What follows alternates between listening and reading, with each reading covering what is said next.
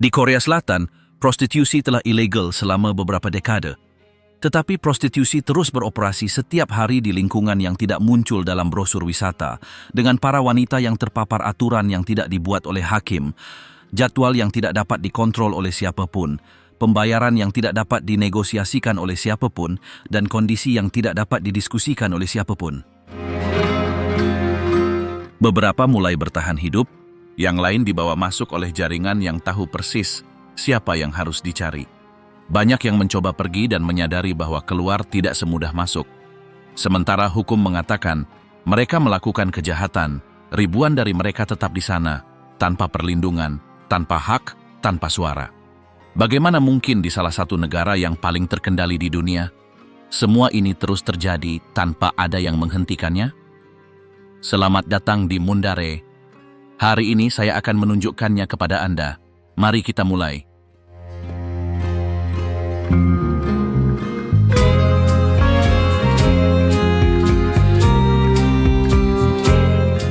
Hukum yang menghapus mereka dari peta. Hingga tahun 2004, perdagangan seks di Korea Selatan beroperasi di area yang ditentukan. Ada banyak lingkungan dengan etalase toko yang dipenuhi lampu merah tempat para wanita duduk di balik kaca sambil menunggu klien. Polisi mengetahui hal ini, pemerintah menoleransinya, dan angka-angka tersebut mengonfirmasinya. Pada tahun-tahun tersebut, diperkirakan perdagangan seks menghasilkan antara 1,6% dan 4% dari produk domestik bruto negara tersebut. Ribuan tempat usaha beroperasi di tempat yang terlihat jelas, dari motel hingga rumah bordil dengan nama salon. Semua orang tahu tempat-tempat itu ada, tetapi sebagian besar mengabaikannya. Para wanita yang bekerja di sana melakukannya dengan aturan internal, mengetahui kapan penggerebekan akan dilakukan, dan bahkan area mana yang paling aman. Meskipun secara teknis telah ilegal selama beberapa dekade, negara membiarkannya begitu saja. Perubahan itu disertai dengan skandal. Pada bulan September 2000, kebakaran di sebuah rumah bordil di Gunsan menyebabkan beberapa pekerja terperangkap. Pintu-pintu terkunci dari luar dan mereka tidak bisa keluar. Api menyebar dengan cepat. 5 wanita tewas setelah dikunci di dalam oleh pemiliknya. Mereka berusia antara 18 dan 25 tahun. Kasus tersebut menjadi berita, dan pemerintah ditekan untuk mengizinkan tempat-tempat seperti itu. Saat itulah undang-undang mulai terbentuk yang akan mengubah segalanya. 4 tahun kemudian, pada bulan September 2004, Parlemen mengesahkan apa yang disebut Undang-Undang Khusus tentang Perdagangan Seks. Undang-undang baru tersebut bukanlah larangan umum, melainkan serangkaian pasal yang sangat spesifik. Undang-undang tersebut menghukum penjual dan pembeli, memberi polisi wewenang untuk menutup tempat-tempat, dan menjanjikan dukungan finansial bagi perempuan yang ingin meninggalkan dunia itu. Hal pertama yang berubah adalah bahasanya. Pekerja seks dianggap sebagai korban, tetapi pada saat yang sama juga penjahat. Pihak berwenang mengatakan niat mereka adalah untuk membantu, tetapi dalam hal menegakkan hukum, sebagian besar yang akhirnya didenda atau ditahan adalah perempuan. Terjadi penggerebekan besar-besaran di Seoul, Busan, dan Daegu. Beberapa distrik yang telah beroperasi selama beberapa dekade ditutup dalam hitungan hari. Polisi datang dengan daftar, wartawan dengan kamera, dan klien berhenti datang. Di sisi lain, para perempuan tidak punya tempat untuk dituju. Banyak yang terlilit utang kepada pemilik tempat usaha, sehingga ketika tempat usaha mereka ditutup, mereka terlilit utang dan tidak punya cara untuk melunasinya. Sebagian mencoba pindah ke kota lain. Yang lain beralih ke bisnis yang lebih rahasia.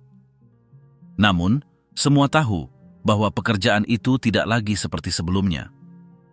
Sebulan setelah undang-undang itu berlaku, sekitar 2.500 pekerja seks berunjuk rasa di Seoul. Mereka berhadapan dengan polisi, memegang spanduk, menutupi wajah mereka dengan syal, dan mengecam undang-undang baru itu karena tidak melindungi mereka dan membuat mereka kehilangan mata pencaharian. Kami tidak punya pendidikan, kami tidak punya jaringan, bagaimana kami bisa hidup? Beberapa orang berkata dalam wawancara yang direkam oleh media Korea. Sebagian memanjat gedung dengan kaleng bensin dan mengancam akan membakar diri. Pemerintah tidak menyerah. Mereka mengatakan tujuannya adalah untuk membersihkan citra negara dan memerangi perdagangan seks. LSM yang mendukung undang-undang itu bersikeras bahwa banyak perempuan dipaksa menjadi pelacur dan undang-undang baru itu akan membantu menyelamatkan mereka. Namun dalam praktiknya, statistik tidak menunjukkan penurunan yang jelas dalam jumlah korban perdagangan manusia. Yang menurun adalah jumlah rumah bordil yang terlihat. Pada tahun-tahun berikutnya, jumlah daerah yang diidentifikasi sebagai titik rawan prostitusi turun dari 69 menjadi 44, menurut data kepolisian.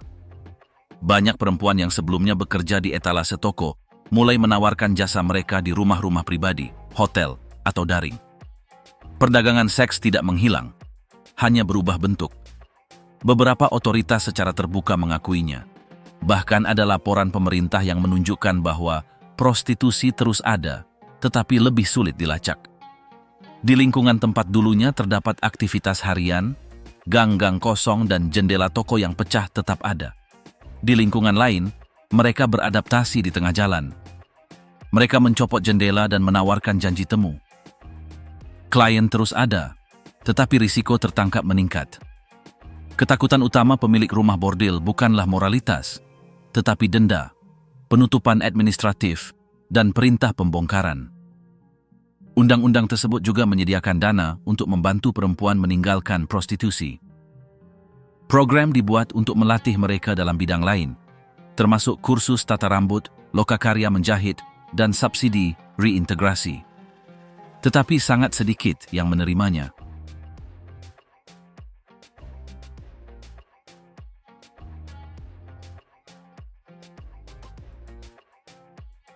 Lingkungan yang tidak ingin mereka lihat. Ada beberapa area di Seoul yang tidak ditampilkan di peta wisata, tetapi semua orang tahu di mana mereka berada. Taksi tahu jalan tanpa petunjuk arah, dan rambu-rambu tidak menunjukkan di mana mereka berada, tetapi Anda hanya perlu melihat lampu lalu lintas. Salah satu yang paling terkenal disebut Cheongyangni Wobatwapanlepan, deretan panjang jendela toko yang diterangi lampu, tempat para wanita duduk dengan pakaian dalam di depan jendela kaca lebar, berdampingan, menunggu seseorang berhenti dan melihat mereka. Area ini berfungsi seperti koridor. Para pria berjalan perlahan, beberapa menelusuri kembali langkah mereka, yang lain memberi isyarat dan masuk tanpa berbicara. Tarif sudah diketahui sebelumnya, dan kesepakatannya singkat. Semuanya diatur tanpa dokumen atau nama. Tempat itu memiliki aturan yang tidak tertulis, tetapi dipatuhi. Selama tahun 1980-an dan 1990-an, distrik ini memiliki lebih dari 1.000 wanita yang aktif. Itu bukan satu-satunya. Di Seoul Utara, Miari memiliki struktur yang sama, tetapi dengan lebih sedikit eksposur. Di selatan, stasiun Yongsan menarik para pria dari kota-kota lain. Di bagian lain negara itu, ada juga area-area khusus. Di Daegu ada Jagal Madang, di Busan ada deretan motel yang dihubungkan oleh jalan-jalan dalam. Setiap kota punya sudutnya, setiap sudut punya gayanya sendiri. Beberapa area dikenal menerima orang asing, yang lain hanya menerima orang Korea. Beberapa beroperasi pada siang hari, yang lain buka pada malam hari. Namun semuanya memiliki satu kesamaan. Mereka telah ada di sana selama bertahun-tahun, dan tidak ada yang menyentuhnya. Pemilik tempat tinggal di dekatnya, banyak yang merupakan penduduk lokal. Rumah-rumahnya disesuaikan. Lantai pertama untuk melayani, lantai kedua untuk tidur, lantai ketiga untuk rapat. Tidak ada papan nama atau iklan besar di jalan. Semuanya visual. Lampu neon menunjukkan bahwa tempat itu terbuka, tirai tertutup, berarti wanita itu sedang bekerja. Beberapa area memiliki jalan setapak tertutup untuk melindungi dari dingin, yang lain memasang pemanas di jendela selama musim dingin. Para wanita sering bergantian menempati beberapa ruangan di gedung yang sama. Kliennya adalah penduduk setempat, pria setengah baya, pekerja kantoran, pensiunan personel militer, dan beberapa anak muda yang baru pertama kali datang atas rekomendasi seorang teman. Tak seorang pun banyak bicara. Transaksi berlangsung cepat dan langsung. Sebelum tahun 2004, area-area ini memiliki semacam perjanjian tak tertulis dengan polisi. Perjanjian itu tidak sah, tetapi juga bukan prioritas. Sebagai imbalannya, rumah bordil itu mengikuti aturan minimal. Tidak boleh ada narkoba, tidak boleh ada anak di bawah umur, tidak boleh ada skandal. Polisi berpatroli, tetapi tidak menangkap siapapun. Ketika wartawan asing datang, pihak berwenang menghindari menunjukkan area-area ini. Bagi orang luar, Korea Selatan adalah negara yang modern, maju, dan berteknologi. Jendela-jendela toko tidak sesuai dengan citra itu. Jadi, ketika pemerintah memutuskan untuk menerapkan undang-undang baru, area-area ini menjadi yang pertama diserang. Mereka melakukannya dengan cepat. Dalam beberapa hari, Cheongyangni mulai gelap, kemudian Miari, kemudian Yongsan. Jendela-jendela toko kosong, lorong-lorong tidak menyala, bangunan-bangunan ditutup dengan papan kayu atau logam. Di Cheongyangni, beberapa perempuan mencoba melawan. Mereka menolak meninggalkan tempat mereka, dengan alasan tidak ada tempat lain untuk dituju. Pemilik juga memprotes, tetapi ancaman pembongkaran terus berlanjut. Beberapa pekerja mengatur shift jaga, tidur di dalam untuk mencegah mereka membobol dan membongkar semuanya. Namun pada akhirnya, satu persatu, kamar-kamar ditutup. Beberapa memecahkan jendela sendiri untuk mencegahnya digunakan terhadap orang lain. Di Miari, terjadi penggerebekan besar-besaran dengan mobil patroli memblokir pintu masuk dan kamera merekam dari jauh. Tetangga melihat perempuan diseret keluar dengan selimut menutupi kepala, diborgol, atau dipegang lengannya. Pelanggan menghilang. Pemilik mulai menjual bangunan di bawah harga sebenarnya. Pasar runtuh. Apa yang tersisa berbeda di setiap tempat. Di Cheongyangni, banyak toko diubah menjadi kafe atau apartemen, tetapi masih ada gang-gang tempat Anda dapat melihat sisa-sisa jendela toko, kaca kotor, struktur logam, bohlam lampu pecah. Di Miari, sebagian lingkungan diubah menjadi bar karaoke dan toko-toko kecil, tetapi pada malam hari masih ada aktivitas tersembunyi. Tidak seperti dulu lagi, tetapi dengan gerbang tertutup dan pintu masuk belakang.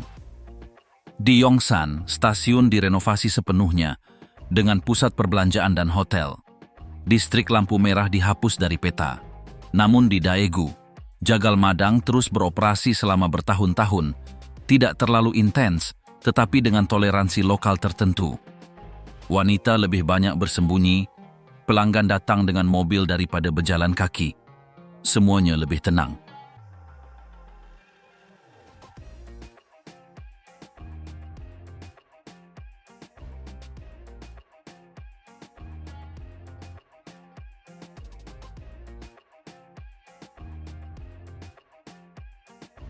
Pijat, karaoke, dan ruang rahasia.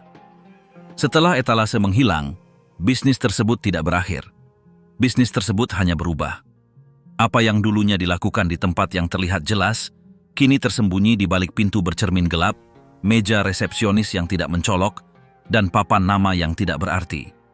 Nama-namanya menyesatkan: pusat relaksasi, kamar kecil, kafe premium, bar VIP. Beberapa memiliki pintu masuk depan, yang lain beroperasi dari ruang bawah tanah atau dengan pintu belakang yang tersembunyi. Hampir semuanya menggunakan uang tunai dan tidak meninggalkan catatan. Nama asli dan nomor telepon pribadi tidak digunakan. Setiap tempat memiliki gayanya sendiri, tetapi semuanya memiliki kesamaan. Di bawah bendera layanan hukum, mereka menawarkan seks kepada siapa saja yang tahu cara memintanya. Panti pijat adalah yang pertama berkembang. Panti pijat mudah didirikan, yang Anda butuhkan hanyalah izin usaha dan ruangan yang remang-remang. Dari jalan, panti pijat tampak seperti bisnis biasa, dengan resepsionis yang ramah dan brosur berisi paket aromaterapi. Namun di dalam, pelanggan akan meminta paket lengkap, cara tersirat untuk mengatakan bahwa mereka menginginkan sesuatu yang lebih. Harga bervariasi menurut wilayah. Di distrik utara Seoul, biayanya bisa mencapai 100.000 won. Di selatan, biayanya 2 kali lipat. Biaya ini seringkali sudah termasuk mandi, pijat tubuh, dan hubungan seksual di tempat tidur yang tersembunyi di bagian belakang. Beberapa pekerja dirotasi setiap minggu. Mereka tidak dipekerjakan secara resmi.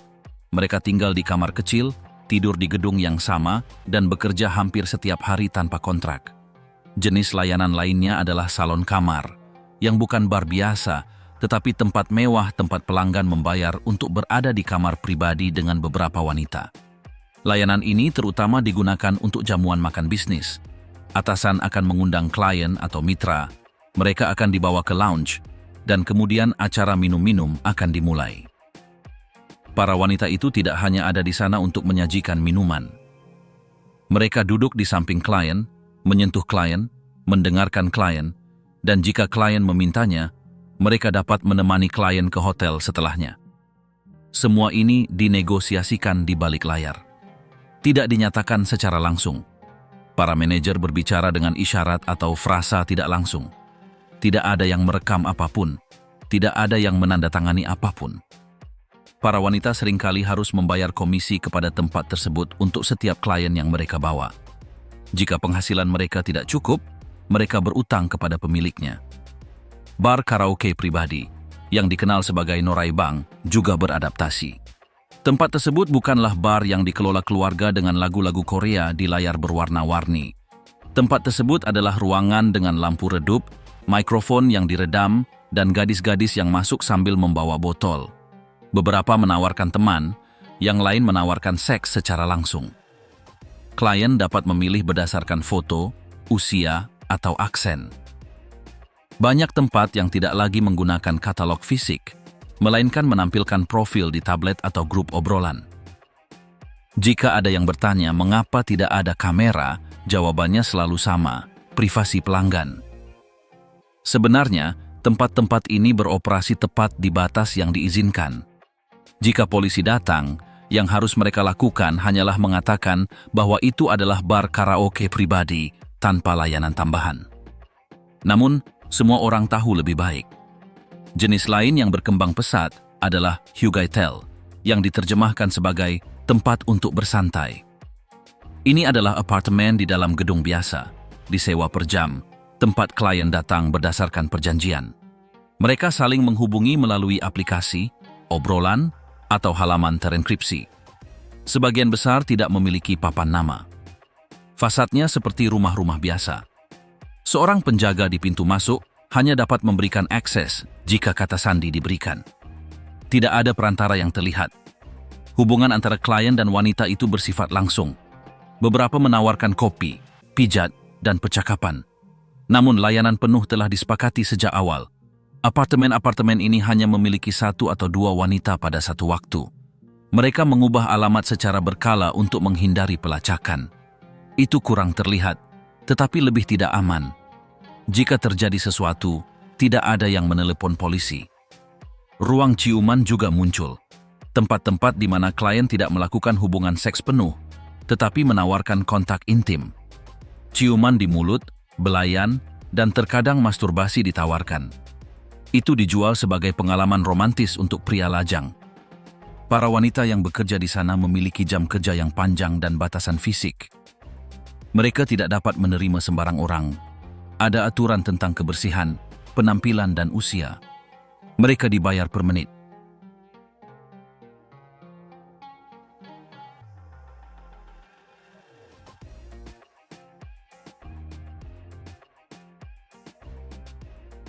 Bagus.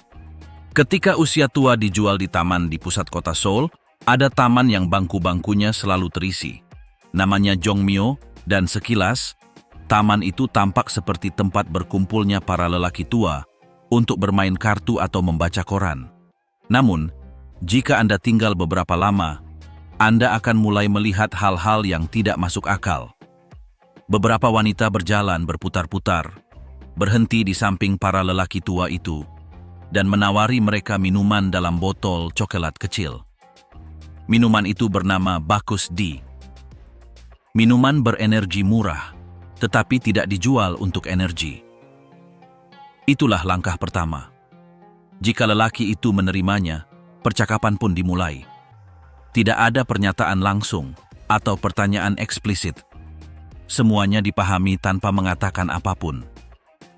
Setelah beberapa saat, mereka berjalan bersama ke motel terdekat. Ini adalah rutinitas banyak wanita tua yang tanpa pensiun atau keluarga yang cukup untuk menghidupi mereka, menawarkan seks demi uang di taman itu. Kebanyakan berusia di atas 60 tahun, beberapa berusia di atas 70 tahun. Mereka tidak melakukannya karena senang atau karena kebiasaan. Mereka melakukannya karena tidak punya pilihan lain. Banyak yang sudah menikah, beberapa membesarkan anak-anak yang sudah tidak bersama kita lagi. Yang lain hidup sendiri selamanya. Ketika mereka kehilangan pekerjaan, pasangan mereka, tabungan mereka menemukan tidak ada dukungan nyata. Dana pensiun publik bahkan tidak cukup untuk membayar sewa. Beberapa mencoba menjual barang-barang di jalan, yang lain membersihkan rumah. Tetapi ketika tubuh mereka tidak dapat menahan tekanan lagi, mereka mencari sesuatu yang dapat menghasilkan uang dengan cepat. Dan di Jongmyo, mereka menemukan jalan keluar. Itu tidak sah, itu tidak aman, tetapi berhasil. Mereka menyebut mereka wanita bakus karena minum adalah alasan mereka untuk mendapatkan hubungan. Setiap layanan dapat dikenakan biaya antara 20.000 dan 30.000 won. Terkadang kurang jika kliennya dikenal. Mereka ditahan di motel per jam. Jaraknya tidak jauh dari taman. Pada hari-hari yang dingin, kecepatannya melambat. Di musim semi, kecepatannya meningkat. Beberapa wanita bertemu 2 atau 3 pria sehari. Yang lain, hanya 1. Sebagian besar adalah janda, pensiunan, pria yang juga hidup dengan sangat pas-pasan. Mereka tidak hanya mencari seks. Terkadang mereka hanya ingin mengobrol, merasakan tubuh yang dekat dengan mereka, bukan makan sendirian. Beberapa wanita menerima tanpa berhubungan seks. Yang lain mengenakan biaya yang sama untuk semuanya. Yang tidak berubah adalah kesunyian. Tidak ada yang menyebutkannya dengan lantang. Para tetangga tahu. Manajer motel juga. Namun, semua orang membiarkannya begitu saja. Selama tidak ada skandal, semuanya tetap sama. Dinamikanya tidak teratur. Tidak ada bos, tidak ada kelompok, tidak ada perantara. Setiap wanita bekerja sendiri-sendiri. Beberapa saling mengenal, tetapi mereka tidak selalu akur. Ada persaingan. Jika salah satu menurunkan harga, yang lain protes. Jika seseorang membuat masalah, mereka mencoba mengusirnya. Tidak ada kode tertulis, tetapi ada aturan. Tidak ada suara atau keluhan yang diizinkan. Jika klien menjadi kasar, satu-satunya pertahanan adalah memperingatkan klien lain di dekatnya atau lari. Beberapa membawa semprotan mereka, yang lain menjauh begitu saja. Tidak ada nomor darurat atau jaring pengaman. Jika seseorang menghilang, tidak ada yang bertanya. Jika seseorang meninggal, hanya catatan singkat yang muncul di koran. Pihak berwenang menyadari situasi tersebut. Sesekali mereka melakukan penggerebekan atau pengusiran. Mereka membawa perempuan-perempuan itu keluar dari taman, menanyai mereka, dan mengambil informasi mereka. Namun mereka tidak pernah memproses mereka. Mereka juga tidak menawarkan bantuan yang berarti. Mereka menyuruh perempuan-perempuan itu pergi, bahwa mereka tidak boleh berada di sana, bahwa itu adalah area publik. Mereka pergi, tetapi kembali keesokan harinya. Karena tidak ada sumber pendapatan lain. Bantuan negara sangat minim. Beberapa menerima kurang dari 200.000 won per bulan. Dan sewa, di area itu saja, sudah lebih dari 2 kali lipatnya. Mereka tidak memiliki properti, tidak punya tabungan. Yang mereka miliki hanyalah waktu dan kebutuhan. Dan di taman itu, mereka setidaknya bisa bertahan hidup sepanjang hari. Motel-motel di sekitarnya telah beradaptasi. Ada kamar-kamar kecil, tarif per jam, aturan kerahasiaan. Para karyawan sudah saling mengenal wajah satu sama lain. Mereka tidak bertanya.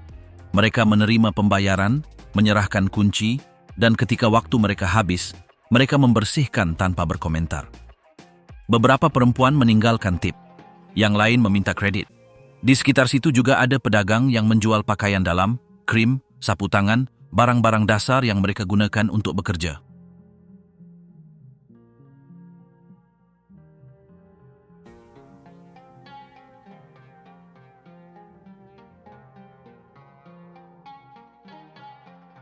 Cina, Filipina, Rusia. Orang asing yang menyenangkan. Ketika mereka mulai menutup rumah bordil yang terlihat dan mengawasi distrik lampu merah, tidak semua wanita menghilang. Yang berubah adalah kewarganegaraan banyak dari mereka. Dalam iklan yang beredar di ruang obrolan dan dalam daftar wanita yang bekerja di panti pijat, semakin banyak nama muncul dalam bahasa lain. Dalam beberapa tahun, banyak wanita Korea meninggalkan dunia itu atau beralih ke pekerjaan yang lebih rahasia, tetapi mereka yang datang dari luar mengisinya. Beberapa datang dengan mengetahui apa yang akan mereka lakukan, yang lain mengira mereka datang untuk bekerja sebagai penari atau pelayan, tetapi mereka semua berakhir di lingkaran yang sama. Kamar kecil, shift panjang, uang tunai, dan tidak ada hak. Di daerah dekat pangkalan militer, perubahan pertama kali terlihat. Selama beberapa dekade, daerah-daerah ini telah dioperasikan oleh wanita Korea yang melayani tentara alas-alas. Ada klub, bar, dan penginapan di mana semuanya dikontrol. Namun seiring berjalannya waktu, wanita Korea berhenti menerima jenis pekerjaan itu. Kemudian, mereka mulai mendatangkan orang asing. Pertama, orang Rusia dan Ukraina datang. Mereka menawari mereka kontrak sebagai artis, mendaftarkan mereka dengan visa hiburan, dan begitu mereka tiba, mereka ditempatkan di tempat-tempat yang tidak ada panggung atau mikrofon. Hanya meja, botol, dan pelanggan. Jika mereka tidak menerima, mereka mengambil paspor mereka. Jika mereka mengeluh, mereka mengancam akan melaporkan mereka karena bekerja secara ilegal. Mereka meninggalkan mereka tanpa jalan keluar. Kemudian, orang Filipina datang. Juga dengan dokumen yang tidak sesuai dengan jenis pekerjaan yang akan mereka lakukan. Beberapa mengira mereka akan bernyanyi di klub malam. Yang lain mengira mereka akan menjadi pelayan di hotel. Namun begitu mereka mendarat, mereka dimasukkan ke dalam mobil yang tidak bertanda dan dibawa ke rumah-rumah tempat mereka dikurung sampai mereka menerima persyaratannya.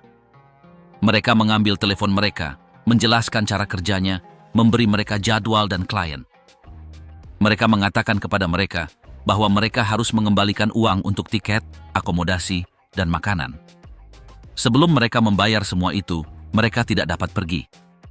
Dan karena mereka tidak bisa berbicara bahasa Korea, tidak mengenal siapapun, dan tidak tahu bagaimana meminta bantuan, sebagian besar tetap diam.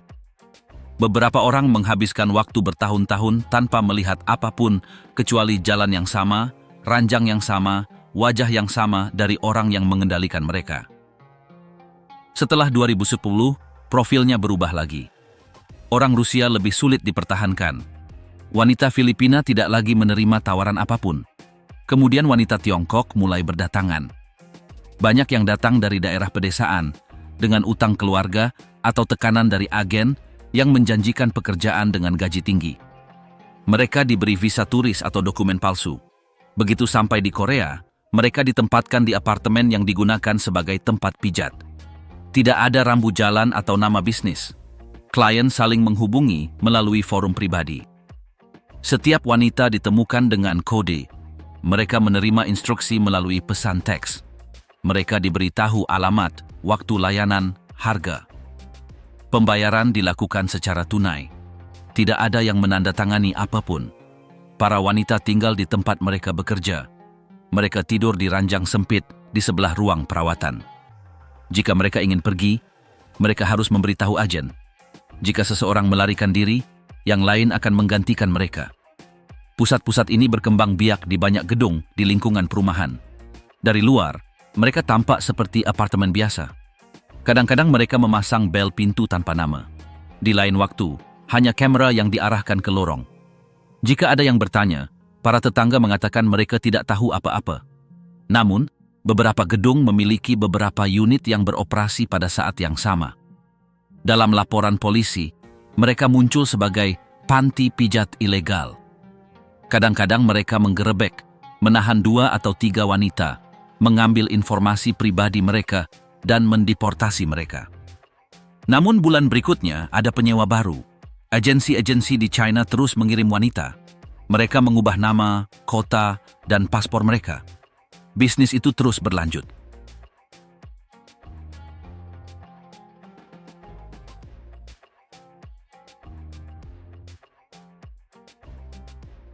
kekerasan, operasi bedah, dan kehidupan yang penuh ketegangan. Mereka yang bekerja di industri ini tidak memiliki kontrak, tidak ada asuransi, tidak ada bos yang membela mereka. Mereka hanya punya klien, aturan yang mereka pelajari dengan cara yang sulit, dan jadwal yang mengabaikan hari libur dan waktu istirahat. Banyak dari mereka mulai pukul 5 sore dan selesai pukul 4 pagi. Sebagian bekerja setiap hari dalam seminggu. Jika mereka sakit, mereka kehilangan gaji. Jika mereka tidak masuk kerja, mereka kehilangan pekerjaan. Tidak ada yang memberi mereka waktu libur atau hari libur. Mereka yang bekerja di panti pijat tinggal di kamar tanpa jendela. Mereka yang bekerja di bar tidur di kamar belakang. Mereka yang dipekerjakan bahkan tidak tahu siapa yang akan menerima mereka. Mereka tidak bisa menuntut apapun. Mereka hanya bisa menerima atau pergi. Dan jika mereka pergi, ada orang lain yang menunggu. Kekerasan tidak hanya datang dari klien. Kekerasan juga datang dari mereka yang menjalankan tempat tersebut, dari mereka yang menetapkan aturan, dari mereka yang memutuskan seberapa berharganya waktu mereka. Jika seseorang berpenghasilan kurang dari yang diharapkan, mereka dihukum dengan mengurangi jam kerja. Jika seseorang mengeluh, mereka akan dihapus dari daftar. Jika seseorang menetapkan batasan, mereka akan diganti. Beberapa salon memiliki kuota minimum. Mereka harus melayani sejumlah klien per malam. Jika mereka tidak memenuhi batasan tersebut, mereka harus memberi kompensasi. Tidak dalam bentuk kata-kata, tetapi dalam bentuk uang. Mereka membayar untuk penggunaan ruangan, pakaian, kosmetik. Semua itu dipotong dari pendapatan mereka. Beberapa mengakhiri bulan tanpa saldo. Mereka bekerja setiap hari dan tidak menghasilkan apa-apa. Dengan klien, tidak ada jaminan juga. Beberapa membayar, yang lain pergi tanpa meninggalkan apapun. Beberapa bersikap ramah, yang lain menghina, berteriak, dan memukul. Beberapa merekamnya tanpa izin, yang lain mengancam akan menerbitkan video jika mereka tidak setuju untuk mengulanginya. Banyak yang tidak melaporkannya karena mereka tahu polisi tidak akan mendengarkan. Beberapa telah mencoba sebelumnya dan berakhir dengan sebuah berkas.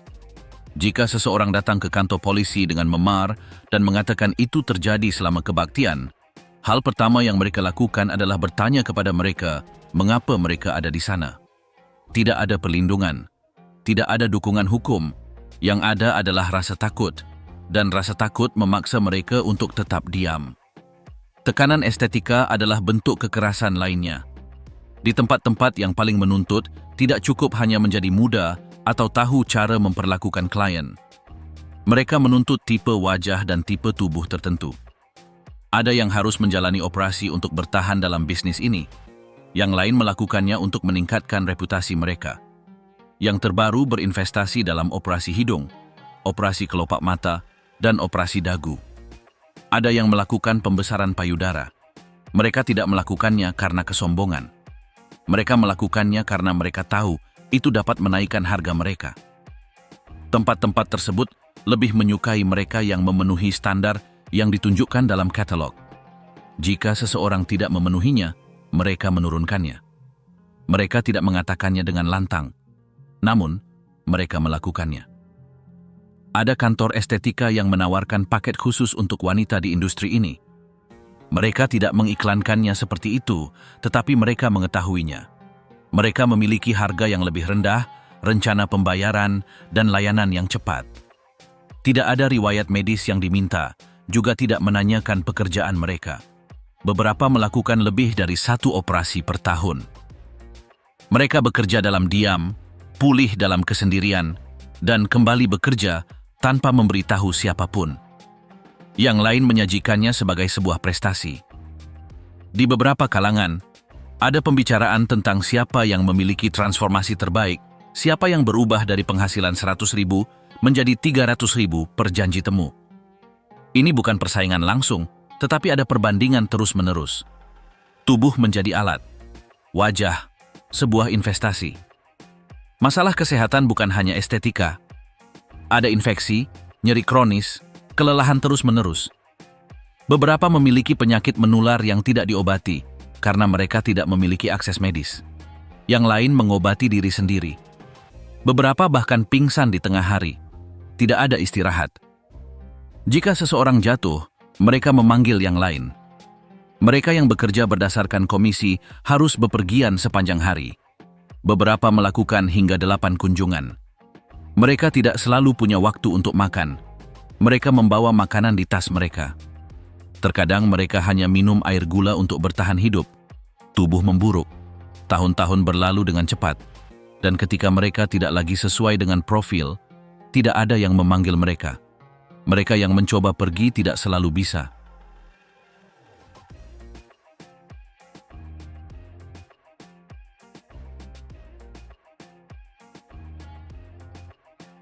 Mereka yang membuat tato untuk menghindari penjualan. Ada perempuan yang tidak membuat tato karena alasan estetika atau mode. Mereka membuat tato untuk menakut-nakuti orang. Sehingga ketika mereka melihatnya, orang-orang yang ingin menarik mereka ke dalam jaringan perdagangan manusia akan berpikir bahwa hal itu tidak sepadan.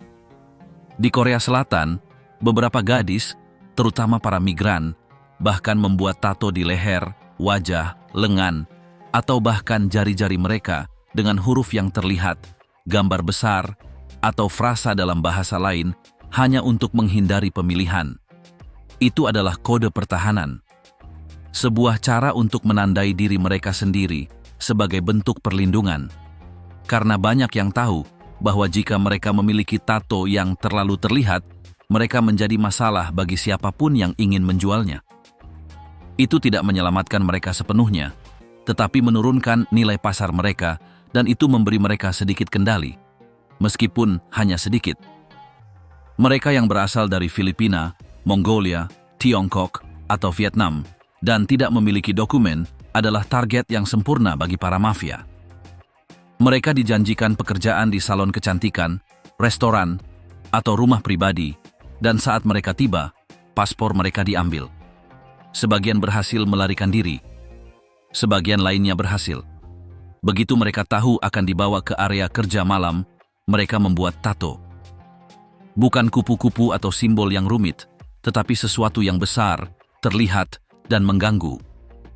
Sebagian menato kata-kata seperti, "Pergi sana," "Aku bukan milikmu," atau nama-nama yang dibuat-buat yang tidak akan dimengerti siapapun.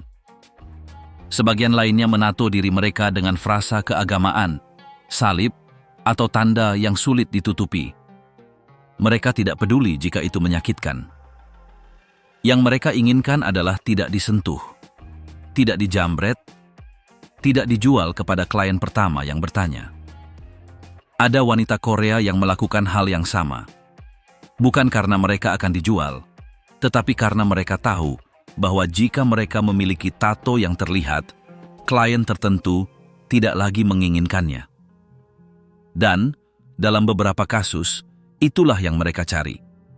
Perempuan yang telah menghabiskan waktu bertahun-tahun di salon yang dikendalikan oleh pemilik yang agresif, yang memaksa mereka menerima klien yang tidak mereka sukai, yang memeras mereka dengan uang atau ancaman, dan yang tidak lagi tahu bagaimana cara mengatakan tidak. Sebagian tidak dapat pergi tanpa membayar utang yang dibuat-buat. Jadi mereka membuat tato. Di wajah, dekat mata, atau di leher. Jadi tato itu dapat dihapus dari katalog. Jadi mereka dapat diberitahu bahwa tato itu tidak lagi berguna. Jadi mereka pergi tanpa harus melawan. Tanpa harus melarikan diri. Tidak semua tato dibuat atas pilihan sendiri. Sebagian perempuan dicap oleh germo mereka. Seolah-olah mereka adalah barang dagangan. Terkadang dengan inisial, terkadang dengan angka, terkadang dengan nama panggilan berkode. Ada beberapa kasus yang terdokumentasi tentang gadis-gadis yang memiliki tato nama klub atau pemiliknya di perut bagian bawah atau punggung mereka.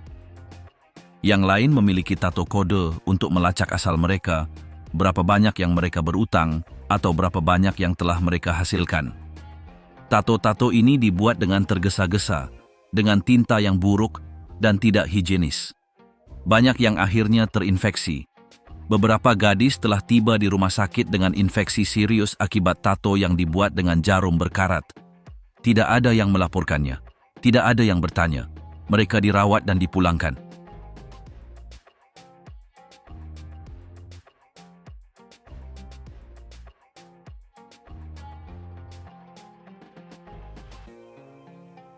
Mereka yang berjuang agar didengar. Ketika undang-undang yang secara resmi melarang perdagangan seks disahkan pada tahun 2004, tidak seorang pun bertanya apa pendapat mereka. Undang-undang itu disahkan dari atas dengan argumen moral, pidato tentang martabat, dan janji perlindungan.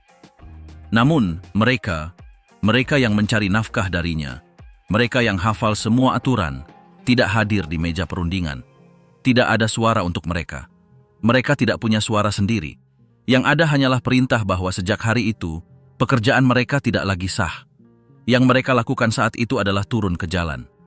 Bukan dengan spanduk warna-warni atau pidato yang sudah dipersiapkan. Mereka keluar dengan wajah tertutup, dengan pakaian biasa, dengan bensin dalam botol plastik. Beberapa naik ke atap, yang lain menghalangi jalan masuk. Mereka tidak ingin tepuk tangan. Mereka ingin dilihat sebelum mereka dihapus. Protes-protes itu tidak banyak dilaporkan di berita. Gambar-gambarnya ada, tetapi dipotong. Itu dikatakan sebagai kerusuhan oleh pemilik rumah bordil, seolah-olah mereka tidak punya suara. Namun, mereka yang ada di sana bukanlah pemilik bisnis. Mereka adalah perempuan yang tahu bahwa dengan menutup usaha mereka, mereka tidak akan punya sumber pendapatan lain. Sebagian telah bekerja di sana selama 20 tahun. Yang lain baru saja memulai. Mereka semua paham bahwa setelah undang-undang ini, mereka harus pindah ke tempat yang lebih berbahaya. Mereka jelas. Mereka tidak meminta tepuk tangan. Mereka meminta agar diizinkan bekerja tanpa rasa takut. Namun, tidak ada yang mendengarkan. Tahun demi tahun berlalu, dan banyak yang beradaptasi. Mereka mengubah bidang, pendekatan, dan sistem mereka. Namun, sebagian tidak tinggal diam. Pada tahun 2004, mereka membentuk kelompok mereka sendiri. Mereka menyebutnya Hanteo. Itu bukan serikat buruh yang sah, tetapi berfungsi seolah-olah sah. Mereka menyelenggarakan pertemuan, memperingatkan adanya penggerebekan, dan memberi saran keamanan. Mereka bertemu di kafe, taman, dan kamar-kamar sewaan. Mereka tidak menyimpan daftar nama asli, semuanya informal. Namun, jelas siapa yang termasuk dan siapa yang tidak. Kabar menyebar di antara lingkungan, forum, dan rekan kerja. Jika ada pawai, diumumkan melalui pesan teks. Jika seorang perempuan ditangkap, akan ada pungutan untuk membayar denda. Kemudian, muncul kelompok-kelompok lain. Salah satunya bernama Giant Girls. Yang lain hanya beroperasi secara daring. Mereka tidak punya kantor pusat, logo, atau dukungan politik. Namun mereka punya cerita. Perempuan yang menulis tentang apa yang mereka alami, yang menjelaskan cara kerja suatu tempat, yang mengecam pelanggaran yang tidak dilaporkan orang lain. Mereka tidak berbicara seperti aktivis. Mereka berbicara seperti pekerja yang tahu bahwa jika mereka tidak bersuara, tidak ada yang akan bersuara. Beberapa forum ditonton ribuan kali per minggu. Namun, sesekali, mereka ditutup. Mereka mengatakan bahwa mereka mempromosikan kejahatan. Kemudian, mereka membuka forum lain, dan forum lainnya lagi. Mereka mengubah nama, saluran, dan format. Namun, mereka tidak menghilang. Pada tahun 2015, ketika Mahkamah Konstitusi mulai meninjau keabsahan undang-undang tersebut, mereka kembali berorganisasi. Lebih dari 900 perempuan menandatangani petisi yang menyerukan pengakuan bahwa pekerjaan seks di antara orang dewasa tidak boleh dihukum. Mereka muncul di depan gedung pengadilan. Sebagian mengenakan kacamata hitam, yang lain mengenakan syal yang menutupi wajah mereka. Mereka tidak berteriak. Mereka hanya memegang plakat bertuliskan, "Kami pekerja, bukan penjahat." Sebagian besar media hampir tidak memberitakan unjuk rasa itu. Sebaliknya, mereka memberi ruang bagi organisasi-organisasi yang mendukung penegakan hukum. Mereka mengatakan bahwa jika hukum dilegalkan, perdagangan manusia akan meningkat. bahwa banyak perempuan dieksploitasi tanpa menyadarinya. Para perempuan itu menjawab bahwa tidak ada yang membela mereka yang dipaksa lebih baik daripada mereka yang pernah mengalaminya. Mereka tidak punya sumber daya. Mereka tidak menerima sumbangan besar. Mereka tidak punya dukungan politik. Namun kenyataannya adalah bahwa mereka telah mencapai apa yang tidak dimiliki orang lain, menyuarakan sebagian masyarakat yang bahkan tidak berani mereka sebut namanya. Mereka tidak meminta untuk dipahami. Mereka meminta untuk didengarkan, untuk dipandang tanpa dihakimi, untuk diizinkan berbicara tanpa diganggu. Dan meskipun mereka masih belum menerima apa yang seharusnya mereka terima, meskipun mereka terus diabaikan, kenyataan bahwa mereka masih di sana, berdiri, mengatakan apa yang tidak ingin didengar oleh siapapun, itu sendiri merupakan bentuk kemenangan.